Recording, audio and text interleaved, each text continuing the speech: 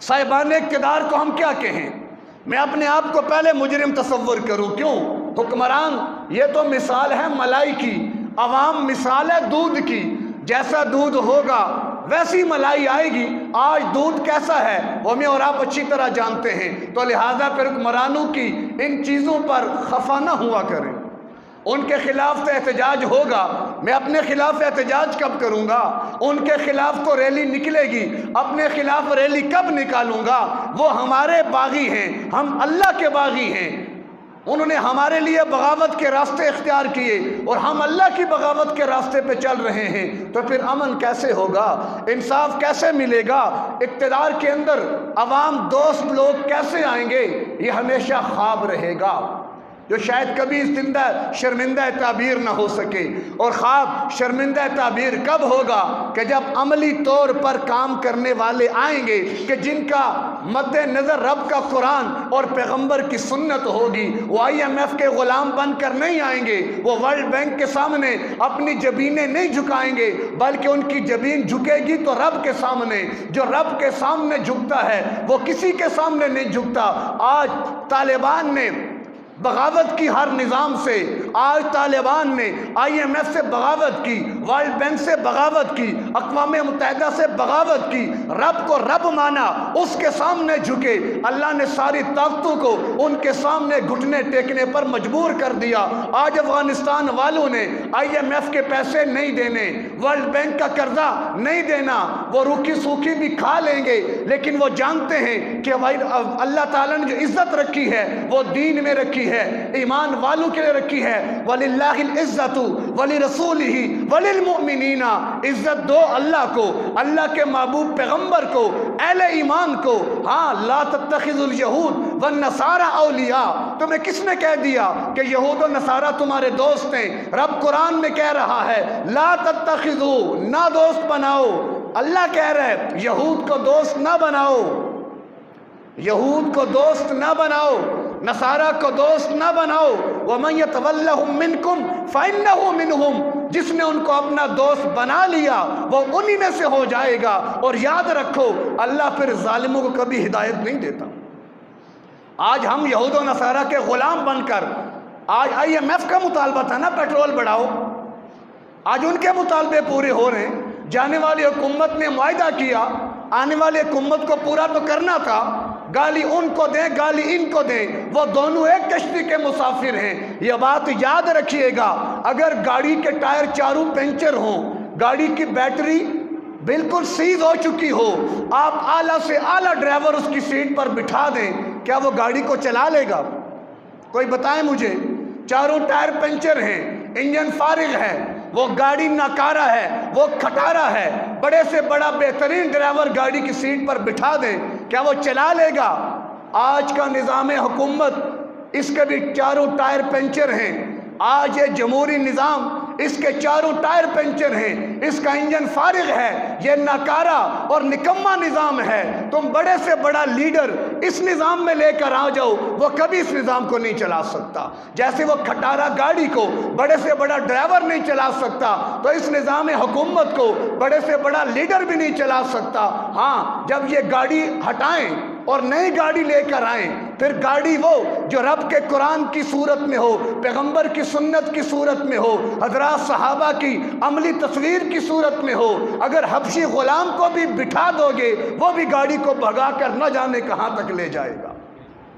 ہم نظام کو نہیں بدلتے، ہم چہرے بدلتے ہیں۔ اور یہ بات یاد رکھیں، اوپر سب ایک ہیں۔ یہ جھگڑے، یہ اختلافات مجھے اور آپ کو اندھیرے میں ڈالنے کے لیے ہیں۔ کبھی آپ ان کی نجی محفلیں دیکھیں، کبھی پارلیمنٹ کے اجلاس کے بعد کیفیٹیریا میں ان کو آپ دیکھیں، یہ کیسے بغلگیر ہوتے ہیں۔ جب پارلیمنٹ کے اجلاس میں ہوتے ہیں تو گالم گلوچ، تان و تشنی اور نہ جانے کتنا کچھ کہہ جاتے ہیں، اور جب چاہتے ہیں اس کے کیفیٹیریا میں ایک ٹیبل پر بیٹھ کر چائے کے کش لگاتے ہیں اور مجھے اور آپ کو بے وقوف بناتے ہیں، اور ہم بھی کتنی آسانی سے بے وقوف بنتے چلے جاتے ہیں۔ کوئی اختلاف نہیں نون لیگ اور PTI کا، میں دعوے سے کہتا ہوں کوئی اختلاف نہیں ہے، کوئی وہ آپس میں سب ایک ہیں، کیوں؟ اوپر ان کے ڈوریں کسی اور کے ہاتھ میں ہیں، وہ جس کو چاہتا ہے ڈور کو کھینچ کر ادھر لائے گا، ادھر لے کر جائے گا۔ ہم جب تک خود کو آزاد نہیں کریں گے، ان عالمی طاقتوں کی اس غلامی سے نہیں نکلیں گے، ہم ورلڈ بینک اور اقوام متحدہ اور IMF کے باغی نہیں بنیں گے، ہم یوں ہی پستے رہیں گے، مار کھاتے رہیں گے، وہ ہمیں دباتے رہیں گے، ہم دبتے رہیں گے۔ اور جب دبنا ہوگا 5 وقت کا نمازی بھی دبے گا، کیوں؟ فقط نماز پڑھنا کافی نہیں تھا، فقط روزے رکھنا کافی نہیں تھا۔ دین ایک نظام کا نام ہے، جب تک رب کا نظام اس دھرتی پہ قائم نہیں ہو جاتا اس وقت تک امن نہیں آ سکتا، عافیت نہیں آ سکتی، ہم کبھی کامیاب نہیں ہو سکتے۔ تو لہٰذا میں بات کو سمیٹتا ہوں تو خدا را اپنا تعلق قرآن کے ساتھ جوڑیں، اپنے آپ کو پیغمبر کی سنت پہ لائیں۔ میں بات کرتا ہوں پوری دنیا کی، میں بات کرتا ہوں پورے پاکستان کی، لیکن نہ دنیا میرے قبضے میں، نہ پاکستان میرے قبضے میں، میرا وجود تو میرے قبضے میں ہے۔ اس پہ میں نے کتنا رب کا دین نافذ کیا، میں نے کتنا اس کو اللہ کا تابعدار بنایا، کتنا اللہ کا فرما بردار بنایا۔ میں حکمران کو گالی دینے سے پہلے اپنے گریبان میں کیوں نہیں جھانکتا کہ میں اپنی ذات کا حکمران ہوں، اپنی ذات کے ساتھ میں نے کتنا انصاف کیا ہے کہ میں ان لوگوں سے انصاف کی امید رکھوں۔ اور انصاف کیا اس وجود کا کہ یہ اللہ کا ہے، یہ وجود اللہ کی امانت ہے اور اسے اللہ کی اطاعت کے اندر لگانا ہے۔ یہ وجود اللہ کے محبوب پیغمبر کی سنت کا صدقہ ہے، یہ اللہ کے محبوب پیغمبر کی وجہ سے ملا ہے، تو لہٰذا اس وجود کو پیغمبر کی سنت سے سجانا ہے۔ میں اتنا کام کر لوں، میں چاہتا ہوں کہ دنیا پہ اسلام غالب ہو، میں چاہتا ہوں پیغمبر کی سنت ہر ایک کے کوچے کوچے، کریا کریا، بستی بستی پہنچے، لیکن وہ کریا، وہ بستیاں، وہ ملک، وہ شہر، وہ قصبے، وہ علاقے میرے قبضے میں نہیں ہیں، یہ وجود تو میرے قبضے میں ہے نا۔ میں نیت کر لوں، آپ نیت کر لیں کہ اپنے اس وجود پر انشاءاللہ رب کے قرآن کو اور پیغمبر کی سنت کو لاگو کریں گے۔ یہ نیت آپ کر لیں، پوری دنیا میں غلبے کے لیے اللہ آپ کو قبول کر لے گا۔ آپ وہ کریں جو آپ کے بس میں ہے، اللہ وہ آپ سے کروائے گا جو اللہ چاہے گا۔ اور ظاہر ہے اس کے لیے مجھے اپنا آپ تو پیش کرنا پڑے گا نا، اور وہ پیش کرنا کس بنیاد پر ہوگا؟ ایک ہی بنیاد ہے کہ ہم اللہ کے محبوب پیغمبر کی سنت کے اوپر آ جائیں اور اب کے قرآن سے ناطہ جوڑ لیں۔ آج قرآن سے کیا تعلق ہے ہمارا؟